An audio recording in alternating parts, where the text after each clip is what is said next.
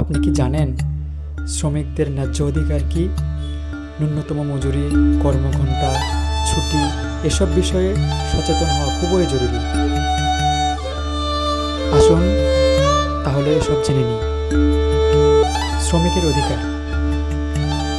বাংলাদেশের শ্রম আইন অনুযায়ী একজন শ্রমিকের মৌলিক কিছু অধিকার রয়েছে, যেমন ন্যূনতম মজুরি, প্রতি সেক্টরের জন্য নির্দিষ্ট বেতনের সীমা রয়েছে, নিরাপদ কর্মপরিবেশ, কোনো শ্রমিকের স্বাস্থ্য ঝুঁকি যেন না থাকে তা নিশ্চিত করা আবশ্যক, কাজের সময়সীমা, সাধারণত দৈনিক ৮ ঘন্টা এবং সাপ্তাহিক ৪৮ ঘন্টার বেশি কাজ করানো যাবে না। একজন শ্রমিক অতিরিক্ত সময় কাজ করলে তার ন্যায্য পারিশ্রমিক পাওয়া উচিত। শ্রম আইনে বলা আছে, ওভারটাইম বেতন নিয়মিত মজুরির দ্বিগুণ ও পরিশোধ করতে হবে। মাস শেষের পর নির্দিষ্ট সময়ের মধ্যে, অর্থাৎ প্রতি মাসের ৭ তারিখের মধ্যে বেতন পরিশোধ করতে হবে। ছুটি ও অন্যান্য সুযোগ সুবিধা। শ্রমিকদের বিশ্রাম প্রয়োজন হয়, তাই আইন অনুযায়ী তারা কিছু ছুটি পাওয়ার অধিকারী।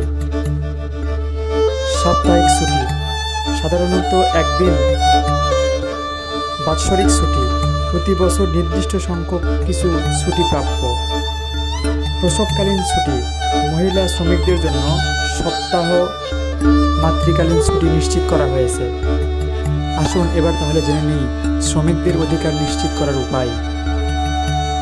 যদি কেউ শ্রম আইন লঙ্ঘন করে, শ্রম মন্ত্রণালয়ে অভিযোগ করা যেতে পারে, শ্রমিক ইউনিয়নের সাহায্য নেওয়া যেতে পারে। নিজের অধিকার জানতে হবে এবং অন্যদের সচেতন করতে হবে। শ্রমিকদের অধিকার রক্ষা করা আমাদের সবার দায়িত্ব। শ্রমিকরা দেশের অর্থনীতির চালিকা শক্তি। আসুন সবাই মিলে শ্রমিকদের ন্যায্য অধিকার নিশ্চিত করি। ন্যায্য অধিকার, সম্মানজনক জীবন। ভিডিওটি ভালো লাগলে লাইক, কমেন্ট, শেয়ার করবেন। ধন্যবাদ।